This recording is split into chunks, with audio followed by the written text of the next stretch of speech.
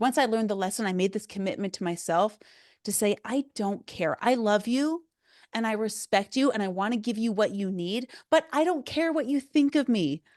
I don't care what you think of my clothes. I don't care what you think of my hairdo. I don't care what you think of what I consume or what I drink. As long as I'm proud of it and I can hold that and honor that, then it takes the power of you, gives it back to me, and I can never be embarrassed again. Before we dive in, let me tell you about the book that started a podcasting revolution, Make Every Podcast Want You. It is not just a bestseller, it is a 2-time gold medalist, baby. This book is your ultimate guide to landing dream podcast interviews, building authority authentically, and making your voice the one they remember. If you've got a message and a mission, this is your mic drop moment. Grab your copy today in the link below and step into the spotlight that you were born for.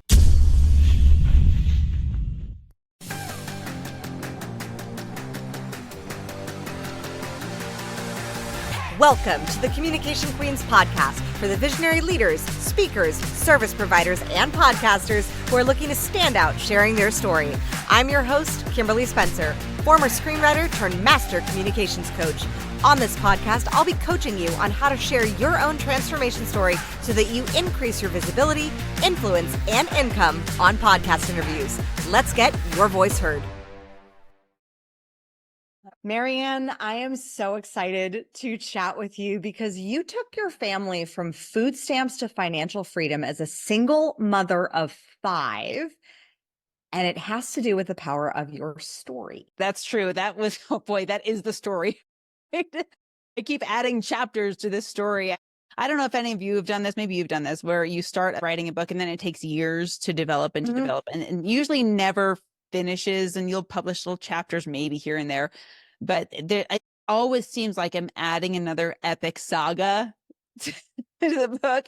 It's just like, oh my gosh, like single mom of 5 and food stamps. Yes, that was an epic chapter. And now it's like married again with 6 kids and running business. And there's epic things happening and huge problems we get to solve and huge wins and huge losses. And I'm just always learning. I will never profess that I have arrived at any point ever.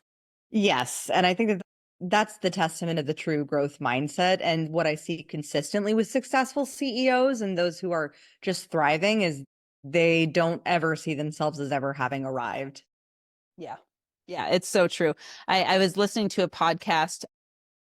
It's a lady who has like 1 million followers on Instagram. You could easily say that this person has a level of arrived, right? Mm-hmm. And she was saying that I'm still figuring stuff out. I don't know really how. I mean, I could retrace the steps and tell you how I got to 1 million, but I don't know, how when I was doing it, how it really happened, other than I was just authentically me and people liked it. Yeah. And I think that the authenticity piece is the key, because so often I've seen, having coached leaders for 9 years now in my coaching business, that authenticity piece is where people get lost because they think that they have to be something, some buttoned up professional. And I'm like, the more you strip away all of the shoulds of who you're supposed to be, the more attractive your brand is going to be in general. Okay. Can we dive into this? Yes. I'm getting goosebumps right now. I don't know if you can see them through your camera. But, okay. I have lived in this world, and what you're saying right now is so relevant to me, especially in this moment, because I was I'll never forget the moment I went to Nordstrom. I was single and I just started making what I felt like was significant money, to where, it was like I didn't have to check the price tag before I bought something, which felt amazing. And at the same time, I was a little bit insecure, maybe more than a little, because I still checked the price tag, even though I didn't have to. And I was with a friend of mine, and this guy was like a, what do they call those people? A designer, but for your wardrobe, like a stylist. Yeah, he was a stylist, right? Yeah. And so he's walking me through, I'm trying on all these things. I looked in the mirror like I've never looked before, like, holy cow, I didn't know that clothes could fit this nice. And I go to buy stuff, and I spent $750 on a suit coat from Nordstrom that I probably could have caught in a Ross, but whatever. And I buy it. I have it tailored. It fits amazing. And I bought it for this one specific stage I was appearing on in New York. And it was relevant to New York because I was like, okay, this is what people expect you to wear in New York, and this is what lends you credibility. And there's something to be said about dressing the part and so forth and whatever. And I think about that a lot because that coat is sitting in my closet right now, and I've worn it like twice. What I would rather wear for my brand is my sneakers and braided hair and my cowboy hat. Like that's more me than the $750 jacket that's hanging in my closet. And I am undergoing currently this entire rebranding of myself because I want to be fun and I want to enjoy luxury, but I don't want to be inaccessible. And frankly, here's the bottom line. I don't want to change my clothes any more than I have to. I want I want to be able to do a podcast and then go out and work in my garden without changing clothes. The secret to that, bodysuits, I have found. Okay, I'm in. I bought a couple. I was like, grown-up onesies, what are we talking about here? But they're amazing. They're amazing. They make you look phenomenal. Some of them, like from the top up for a podcast interview, you just look so profesh. And then you're literally in like pseudo workout wear. So it's cool. So like you can totally have it for the garden and it works too. Yeah, that's my secret. Because especially as I'm like mom of 2 young kids with this 7-year-old and a 3-year-old, like my wardrobe has to shift from business to being able to play. And sometimes I let it be what it is. Sometimes I'm like, you know what? I'm going to dress up a sweatshirt and make it look really cool because it says champagne on it with a lot of bling. And we're just going to own that is the style for the day. How did you unravel like that authenticity of who you really are versus who the world said you should be? I got to tell you another story. I'm all about the stories. Yes. So I was on my way to Hawaii from Utah, and we were about to do a conference out there. One of the mentors that I used to work with, we would go and speak on stages all over the world doing these really cool retreats.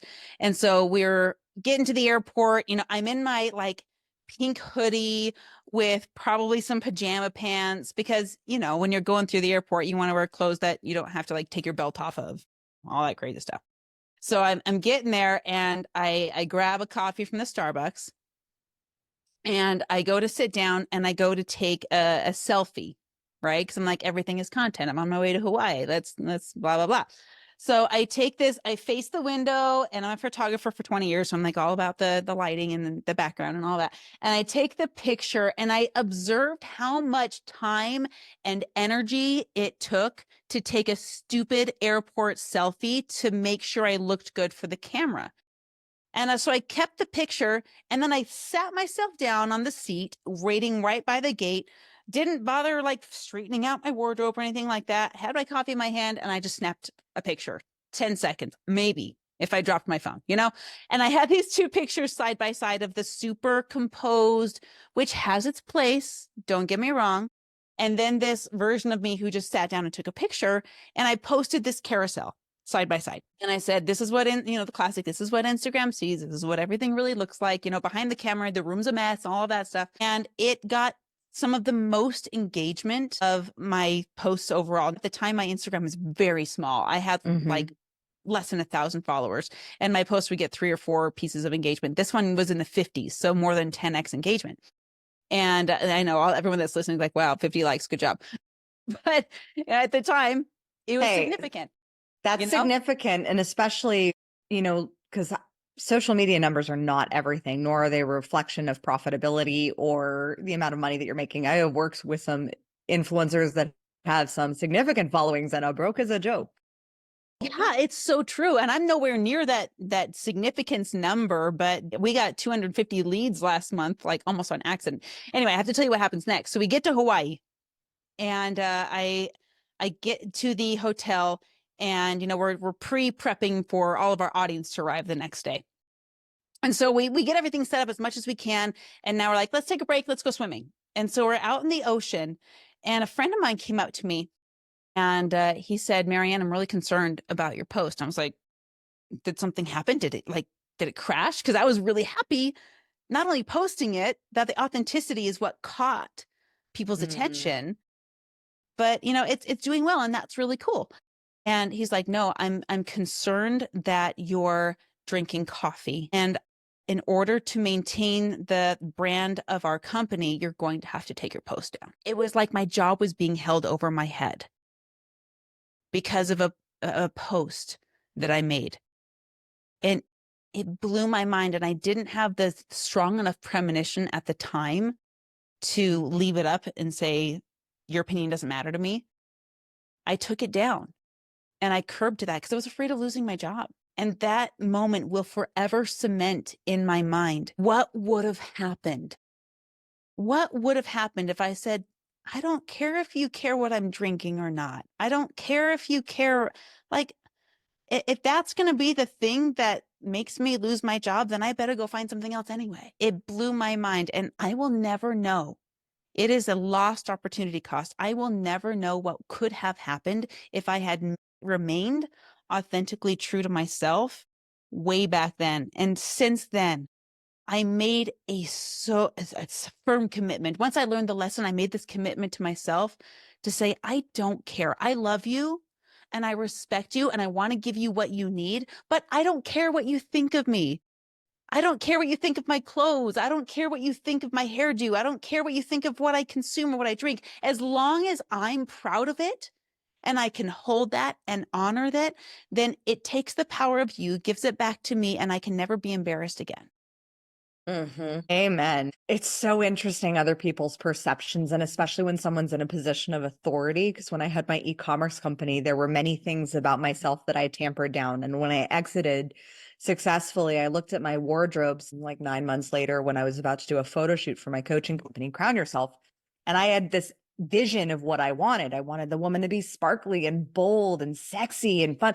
And I looked at my wardrobe and everything was this buttoned up, professional, no offense to White House Black Market, but like that was the style, which is not normally my vibe.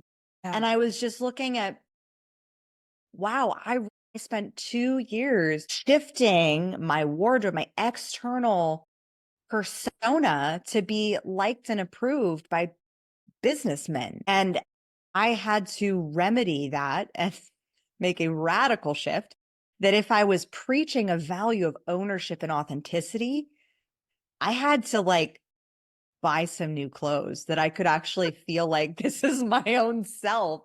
This is actually a self-reflection versus like your opinion of what a professional person should be. And I think especially when like submitting yourself for stages, getting yourself booked on podcasts, more visibility opportunities, you are going to get rejections based on your brand. Like I had a very high level speaking coach who was interested in working with our company. And the questions I got from their team was like, you're very yes queen. And that's cool. Like we're all for women empowerment, but is that what you're going to be putting on our brand? Because that's not our brand. And I was like, our core value at Communication Queens is that you stand out loud and proud as to who you are. So no, we will not be submitting you with like giant yes queens to like professional buttoned up business podcasts because that's your brand. That's not our brand. So like our front facing brand is very different, but we're not gonna have you come in and represent you as something else that you're not. And I think that that's such a testament to the power of understanding your brand and the ability to handle and hang with rejection and not take it personally. How do you see speakers navigating that dance? Because I know I did not do it very well for a long time. None of us do at the beginning. We all have to fall on our faces and like brush their dirt off and see what's left, right? Yes. For speakers, this is what's really it's the crux of everything. When you're on stage, the number one fear in the world, as you know, is public speaking, right? And it's the fear of not being accepted as we are. That is really the fear. If I'm vulnerable and I'm me, will the audience throw tomatoes at me? And you know what? They might. But I would rather be vulnerable and myself and get the tomatoes and just realize I'm in the wrong room than be somebody else and have everyone fall in love with a mask that I can't even maintain. Here's the analogy that I give people. A bottle of water, if you buy it at Costco, it's 10 cents. You can get a whole case for $3, right? You go to the grocery store And that same bottle of water on the shelf is like, now it's 50 cents, right? And then you go to the vending machine and now that bottle of water is $1.50. And then you go to a stadium and now that same bottle of water is $5. And then you go to the Sphere down in Las Vegas, that same bottle of water is $15. And then you take that water bottle to space. Do you know how much money it costs to get 8 ounces of clean water into space? Probably talking hundreds of thousands of dollars, to the point where these astronauts pee, filter it, and drink it again, right? So if you're not finding that you're receiving the value that you know you are, you're just in the wrong room. It doesn't mean you have to change your label. It doesn't mean you have to change what's inside. You're just needing to change your environment a little bit and maybe step into a greater level of authenticity so that you know who you are. So how do you align yourself with the right room? How do you ensure that you are submitting, booking, and getting into the right rooms as your most authentic self? You know, it's fun when I work with speakers and I'm trying to help them get more stages, because every speaker wants more stages, right? We all do. And that's great because we want to get our message out there. We want to become known and seen and recognized. And there are stages that will vibe with you and there are stages that won't. And there's value in both of them. When I'm speaking on stages that vibe with me, those are easy because they're introductions. You know, it's someone that you meet, right? That's like, oh my gosh, you're going to love Marianne. She's going to be great on your stage. She's going to serve your people really well. And I'll do the same thing for you. And it comes with this endorsement where you have this kind of foot in the door already. Like, okay, we vibe. So we're probably going to vibe with each other's friends in a way. There's second kind where we don't see eye to eye, but we value each other's opinions. Some of my favorite podcasts that I've done are with people who don't agree with me, but we are able to have an amazing discussion back and forth and say, that's an interesting perspective. I've never thought of that way. I'm not adopting it, but I understand you. And this world is missing that. This is the middle stage that this world, I safely say as a whole, is missing, is we are missing the ability to disagree peacefully. And we need I need different perspectives. I need to understand people that see things differently. So that's the second kind. The third kind is where you are not each other's cup of tea at all. And you're just so far apart that you serve completely different audiences and completely different ways. And here's the thing, the more authentic you get with yourself, the less those kinds of people who would attack you for who you are even show up in your world. The thing is, if you're on the fence, and you're unsure of who you are, and you're playing people pleaser and this chameleon, you're going to get all kinds of this weird feedback because you're being weird and you're putting out this energy of, I don't know who I am. So nobody else knows who I am either. And that's the struggle. That's harder than finding and adopting who you love to be. I think that translates so well into every area of life, just in general. I remember 2 hours before I manifested my husband, I was skilled at being the runaway bride type of girl, where I would change my eggs to whatever the other guy liked, just to be able to, have that chameleon aspect.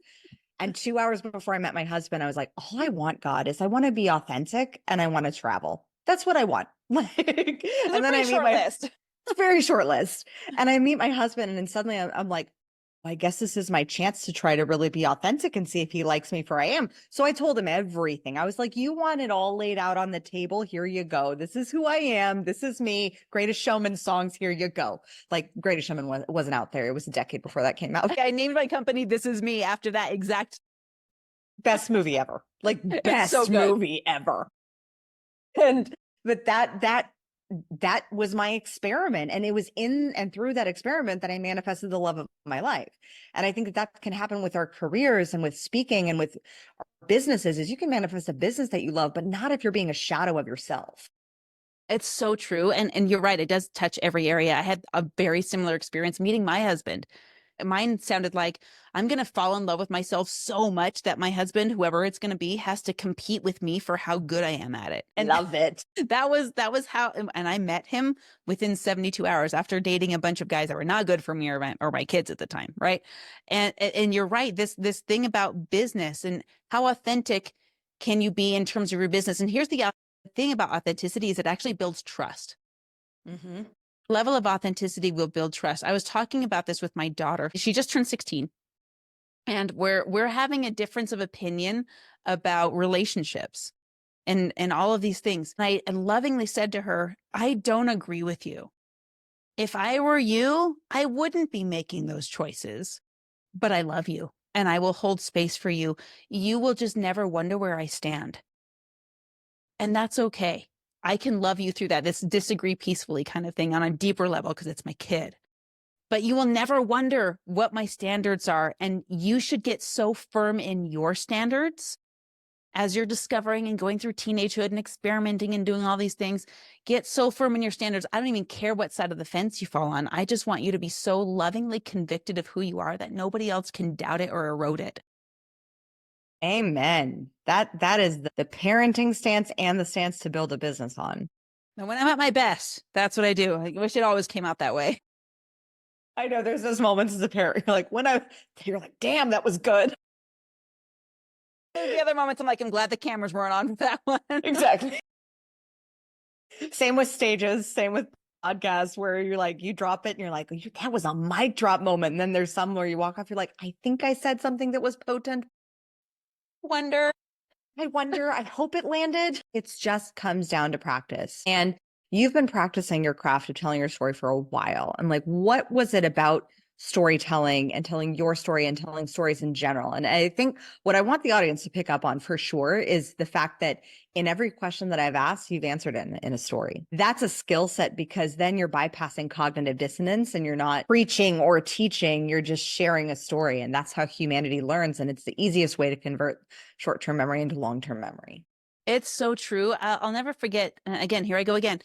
My dad was such a great storyteller. He still is. And whenever we go over there, he has this book of cowboy fireside stories that he tells. And it's like poetry and these stories. And there, even down the road from us, once a year, there's a storytelling festival. Yeah. You go up and you drive up the mountains. It's like, I don't know what world of fantasy all of these people walked out of, but it's like Halloween on steroids with like cosplay. But there's the most epic stories. Here's a little rabbit hole. This is why my entire family loves Bluey, because of the 7-minute stories that make me feel like I'm a better mom, or that make my husband feel like he's a better dad, or that help me teach my kids through storytelling. Because this our whole lives, that's all we do. Anytime you get on stage and speak, if you haven't gone out and lived a life worth telling about, then what are you going to talk about on stage? If you haven't rappelled off the water fountains or the cliffs or skydove, and it doesn't have to be even epic. If you don't pay attention when you're at the drive-through and you're missing all of these significant moments in your life, then you have nothing to talk about. I spend more time writing the stories than I do telling them. And I think that is so powerful because so many people neglect the moments of life. And I wrote in my book, I said, if you want to get on more podcasts and do more interesting things, go do more interesting things, and more interesting podcasts will want to find you. I can't tell you how many podcasts have been like, yeah, okay, TEDx speaker. Wait, fart book? Yeah. Yeah. Because we're coming out. Yes, we have a fart book coming out this year for children. Wait, okay. So I had one of these, but the batteries broke because it was so overused. Okay, there's no batteries in this fart book. Oh my gosh. I love throwing people a plot twist because, and I saw this when I was a screenwriter and my first feature film that I co-wrote got picked up, produced, Lionsgate picked it up, and it was all about freestyle motocross. And they're seeing me like princessy, like girls. And I literally was asked by women, like, did you only write the female parts? And I was like, no, I wrote drafts 1, 3, 5, 7, and 9, but thanks. That's so badass. But the plot twists that can come when you just pick up on those little minute stories that can come with life. So what are some of your favorite ones that you have picked up, just like you said, like in the drive-through for coffee, that create these metaphors that have a learning lesson, that embed the learning? Yeah. So one of the most recent ones just happened this week. And I can't remember if when we talked before, I don't know if it was that morning or if it's happened between then and now, but this is what I want to share because it's one of the most seemingly mundane moments that it's so significant to me. So I get up. What I like to do is I like to get up first thing in the morning, and I'm solar powered. I stole that from Rachel Brooks Smith. I'm going to steal it. I love you, girl. But I get up with the sun. So right now, with where we are in the latitude, that means we're in Utah and the sun gets up at about 10 to 6. In the winter time, I'm not getting up till like 8. But right now, I'm getting up, and the first thing I do is I, go to the bathroom and I put on my outdoor slippers with a jar of water and my little mason jar, and I walk out to the backyard. I turn the hose on and I start watering the plants and checking on everything, and then I put that away and I grab my cup of coffee and I sit out on the back porch and I watch the sun as it climbs over Mount Timpanogos. And my favorite part of that morning, every morning I get this gift, is watching the shadow slide away from the backyard. It is such a unique moment that if you blink, you will miss.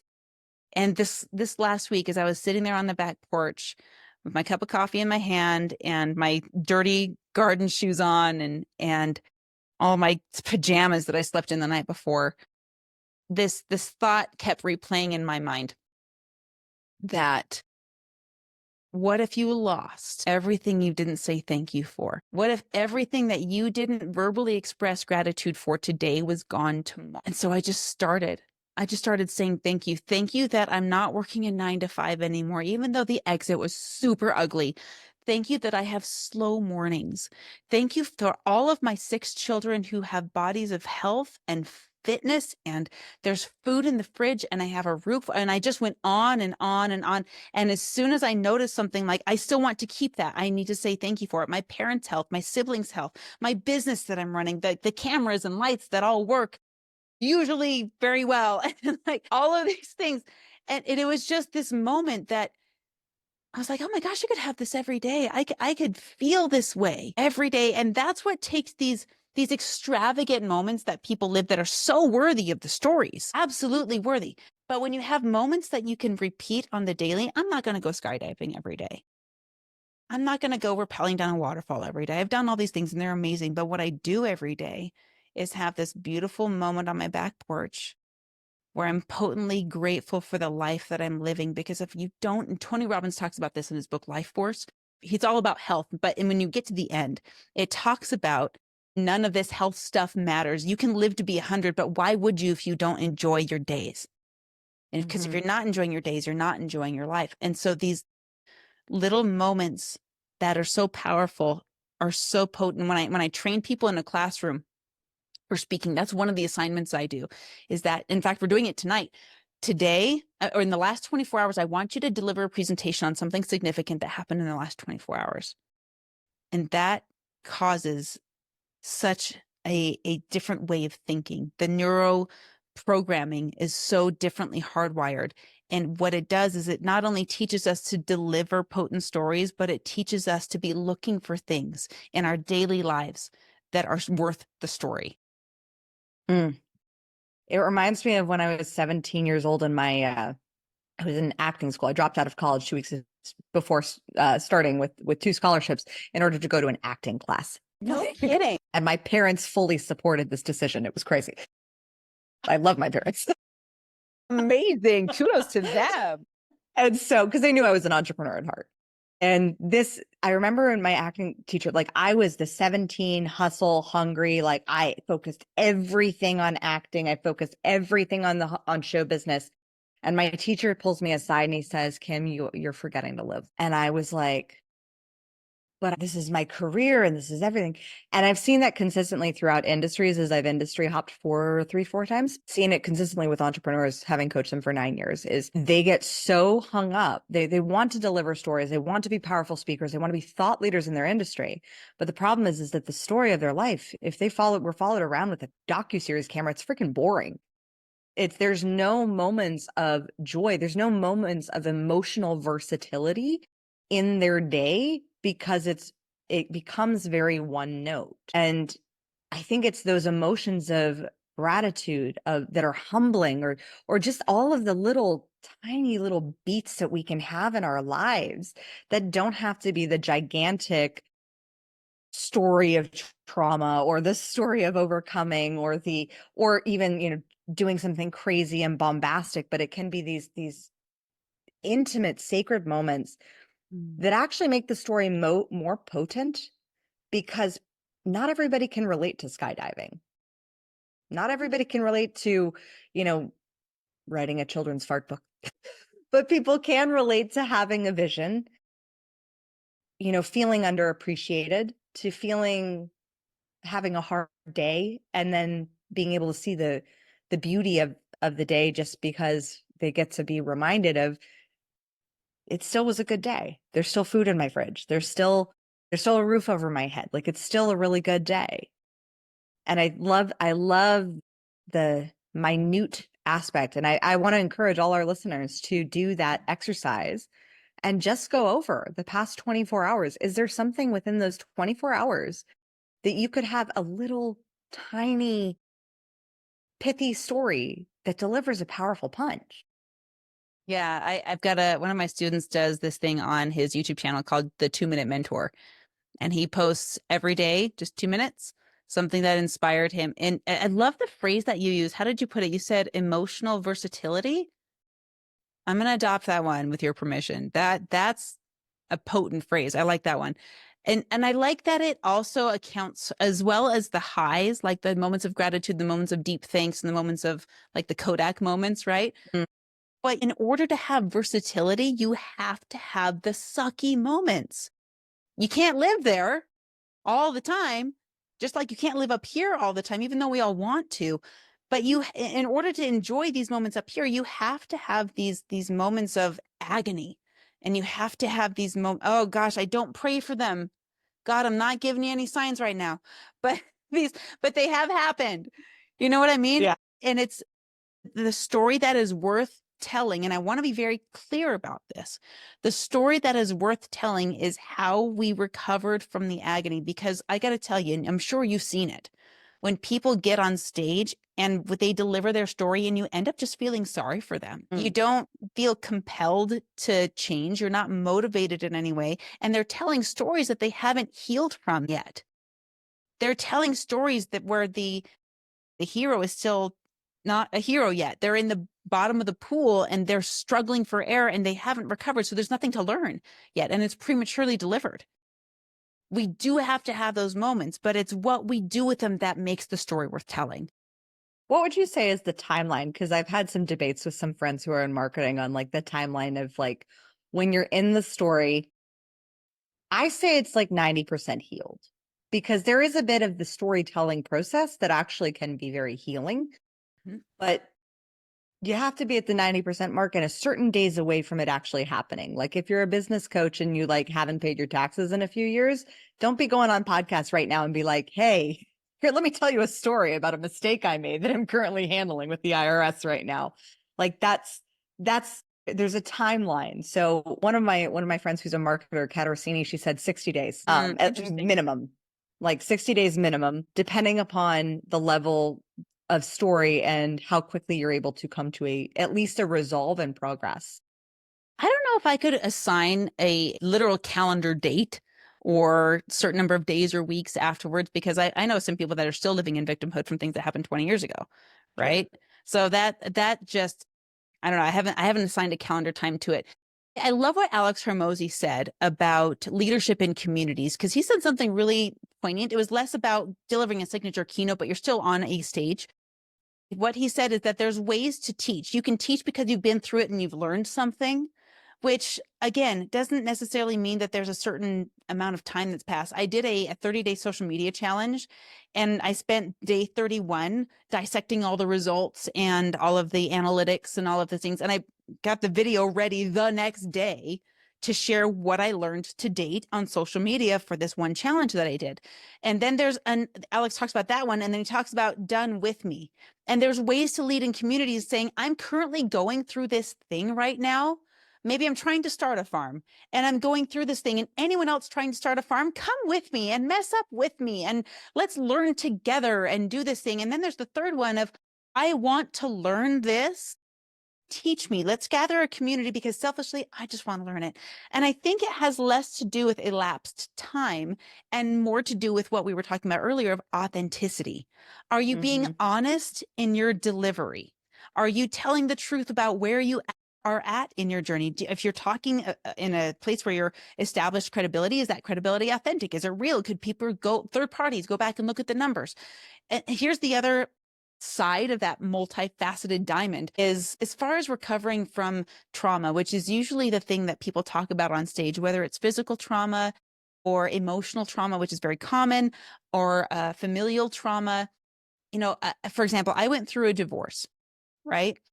And in my divorce, I mean, whenever anyone goes through a divorce, it's always the other person's fault, right? There's the finger of blame that we point all the time. And I knew in my journey that I had healed when my ex-husband was no longer a part of the story, meaning I didn't say his name anymore. I didn't feel any pain. It was all just me, and this occurred in my life's timeline, and this is how I handled it, and this was my part in it, and this is what I'm doing with it. And not to sound selfish, I'm just no longer a victim, right? Like I can't tell a story from stage if I'm still the victim. I have to be the hero.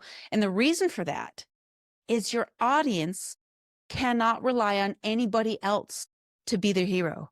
And if you're not the hero of your own story, then they can't be the hero of their own story. So that level of healing where there's no more victimhood, I think has to take place before your story has any legitimacy. 100%. And I love the way you framed it, because I definitely, having been through a divorce myself years ago when I pulled a Britney when I was 21, and then also having had an exit from a business, like there are certain also legal contracts and constraints with accusatory statements that can come back to bite you in the butt if they're considered libelous. And so you want to be aware of the language that you're using around any story, and also be aware of also your contracts that you have in certain buyout agreements and divorces about, impugning the other person's character, because a story of blame that resonates, and you will get, the girlfriends commiserating, oh girl, he was awful. Oh yeah. And because commisery loves company. And yet it's never going to be the thing that motivates. It's never going to be the thing that makes people overcome it. What you have to move from it being a to me story to a for me story. And this is how the divorce, the bankruptcy, the whatever you went through was the best thing that ever happened to you, because here's what you learned. Here's how you transmuted and alchemized the story. Exactly. I totally agree. And it happens so much with coaching. I'm sure you see this on your sales floor when people pull up and they're like, oh, but I paid all this money to another coach and nothing ever happened. And there in that moment is one option. I'm going to blame that other coach, or I'm going to blame myself. Even if that other coach actually sucked, I'm going to say, I paid tuition to learn how to spot people and identify good coaches differently. I've done this myself. I have paid tens of thousands of dollars in places where I did not get what I thought I paid for. What I actually got was a learning experience. And saying, I'm in my head, I'm just going to say I paid $100,000 to learn a lesson about how to pick better coaches. And that's how valuable that lesson was. It's not that even that coach was bad, even if they were, it doesn't matter, because I'm the one that pulled the trigger. Yeah. Yeah. And it's taking that ownership of your choices and of your story, because that's where your power lies completely. And I think if there's any story that has blame in it that you're thinking of sharing, or that you have shared on a podcast that points a finger of blame, just check yourself before you share it. Yep. Couldn't agree with more. I'm like, got my pom-poms up in the air. Like, yes, Kim, you're saying it. Preach. Yes. Yeah. And I think it's funny because even in stories that I've had that have had some intense stories of both childhood sexual abuse and sexual assault as an adult. And those experiences, I'm still like, let me take full ownership of that story. And I own it, because I know now like how those stories have actually saved lives, but they would never have saved a life had they not been told from a position of ownership and empowerment. That's so true. And when you say that, I can see the people listening in an audience today, or in an audience on a physical stage, that have been through what you went through. And it's horrific. And there are actual villains in those stories. But when the villains win is when we continue the injury after the incident. And that's what we want to spare everyone from. Yeah. And also being aware of making yourself the villain in your own story. Mm-hmm. And that tends to happen more often in our own minds than like out loud, but it's true. It's true. The great part about the role of the villain is when you flip it, though, you can be the challenger and you can start disrupting systems. Have you seen the Cartman drama triangle? I love the Cartman drama Okay, triangle. good. I was like, she's speaking You're the language. speaking my language. You guys got to go look this up. It's the flipping the script on how to become the hero instead of the victim in your own journey. We could do a whole nother episode on just that. Exactly. But Marianne, I have loved having you on this show. You just deliver so much value. And I know that my audience would kick me if I didn't ask the question, how do we get booked on more stages? Like both going from the podcast stage, how do we transmute those stages into going into live events, live speaking engagements? Because a lot of our clients have at Communication Queens, and I know a lot of our clients want that. How do we make that transition?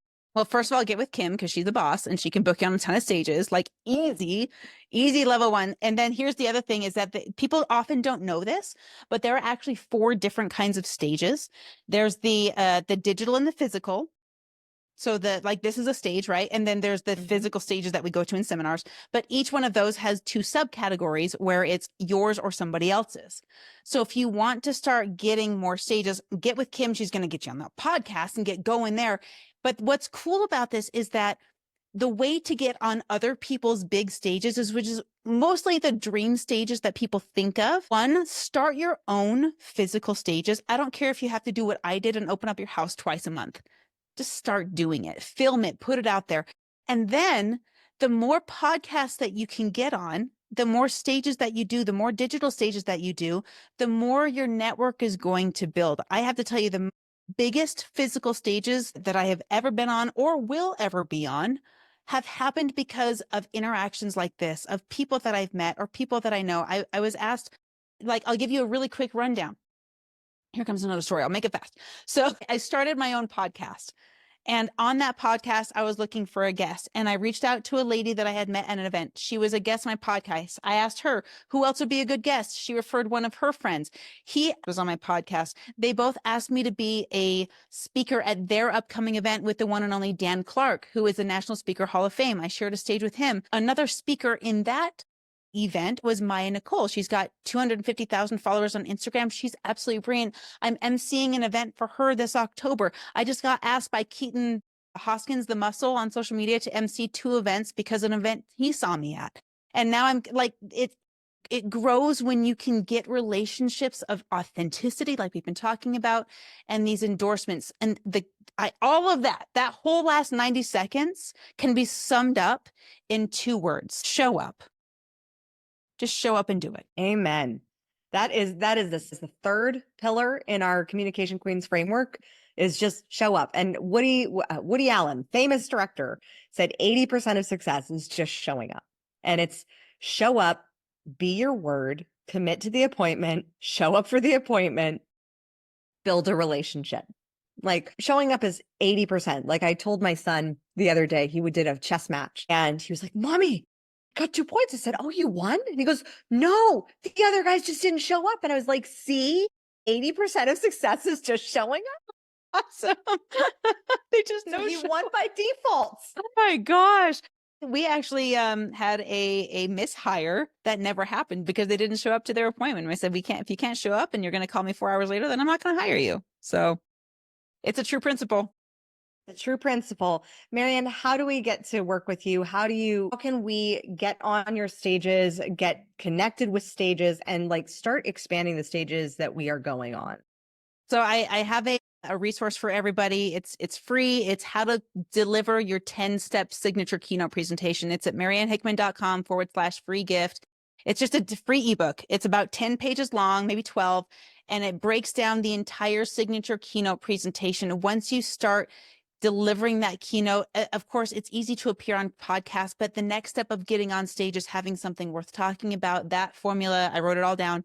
It's available for everybody. And let's just be in each other's ecosystems. You know, I'm all over on social media, but one of the things I love about social media is I haven't really given my social over to any VAs. I do have some automations set up, but all of the comments that I get, I respond to. I think that's really important for me to maintain no matter how big we get. So let's just connect for real and be friends. That's what I'm looking for. Cool. Amazing. Go work with Marianne. And yes, if you've been going on podcasts, guesting, and getting your feet wet with speaking, definitely the next step is going into that keynote presentation space, because you will start getting speaker requests. We have had clients go on to speak for Google and Microsoft and get booked at the LA Convention Center as they were practicing their stories going on podcasts. There's a reason why, guys, I was able to do a TED Talk in 3 weeks. It was because I was on 150 podcasts sharing my story.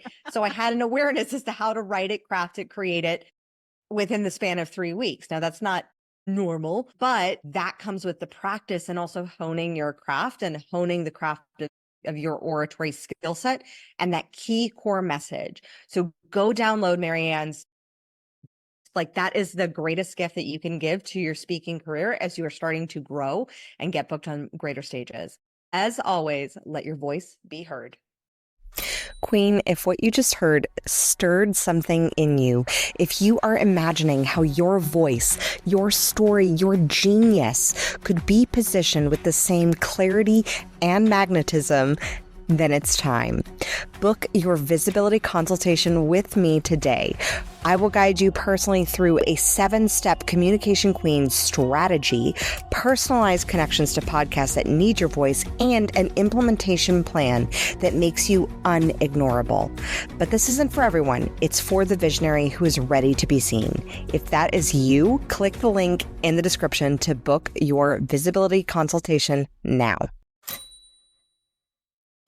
Thank you so much for listening. If you love this episode, subscribe, leave us a review, and share it with your friends. For more tips on guest podcasting, storytelling, and communication strategies, follow us on social media at Communication Queens Agency and visit us at communicationqueens.com. I look forward to seeing you in the next episode. And in the meantime, remember, your story has the power to save one life. Let your story and your voice be heard.